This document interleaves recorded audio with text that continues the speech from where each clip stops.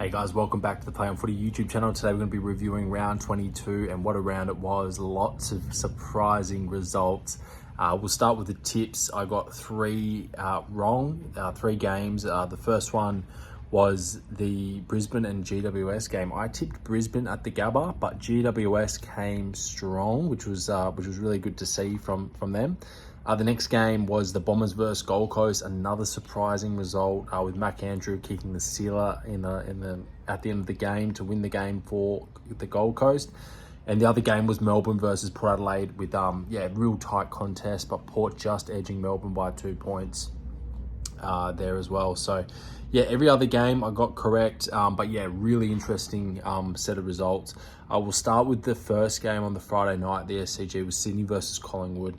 Wow. It was an amazing sort of performance by Chad Warner, kicking a couple of goals and in the middle there, really working hard.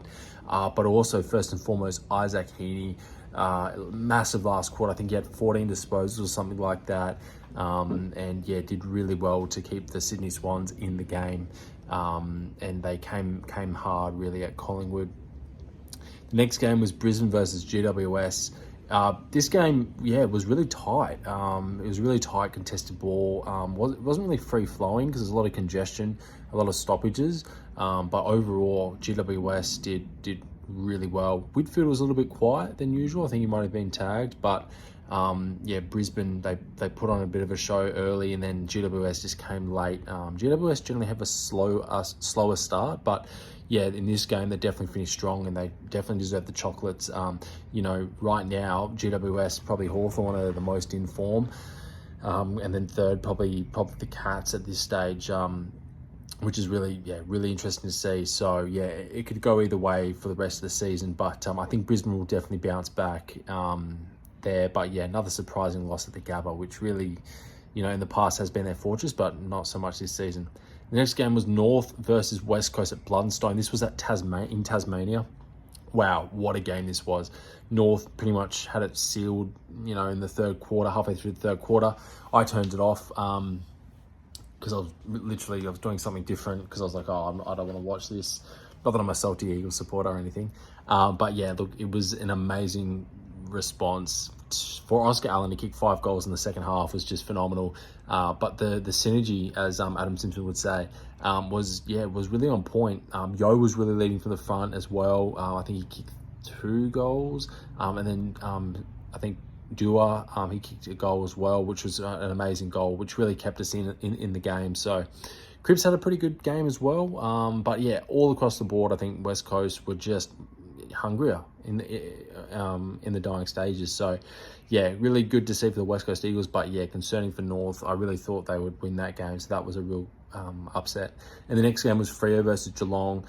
Geelong just had full control. Freo again had a really poor first half, and then in the second half they sort of clawed their way back, but Geelong were just a lot more clinical, a lot more cleaner with the ball. I think Freo, Luke Ryan really stood up in the back line. But then and Jordan Clark, and then for Geelong it was Patrick Dangerfield. Wow, I feel like every time Patrick Dangerfield plays well, it correlates with a Geelong win, and that's just the facts of it. Same with Ollie Dempsey, played really well as well, and Tanner Bruin as well. So I think Geelong have some really good signs heading into the finals. And yeah, they're third on the ladder, so good on them. And the next game was Bombers versus Gold Coast. This one was at Marvel. Again, I tipped Bombers. I thought they were going to win, but how wrong was I? Gold Coast just snatched it, highway robbery style. Mac Andrew, again, massive. He was big against the Eagles, but even more so against the Bombers. And yeah, kicked that final goal in the last quarter on the siren. And yeah, Dimmer was absolutely pumped when Mac Andrew was doing that interview post-game, but that was really good to see. And the next game was Melbourne versus Port Adelaide. This one here was a really tight, scrappy game, but Jason Horne-Francis really stood up. I thought he was the best player for Port Adelaide by a long shot. And then for Melbourne, I think Maxi Gawn did really well in this game, despite he's got that sort of ankle niggle. But yeah, he looked really good throughout this whole game as well. The next game was Carlton versus Hawks. Wow, this was an absolute a demolition. Carlton had some injuries, Mackay, Curnow, Jack Martin, just to name a few. The list goes on, but yeah, Carlton's injuries are piling up this season, and so is Charlie Curno's Coleman hopes. I think they're going down the drain. I think, you know, Hogan's definitely set to win it for sure. But Hawks, wow, Dylan Moore was on fire. Jai Newcomb was on fire.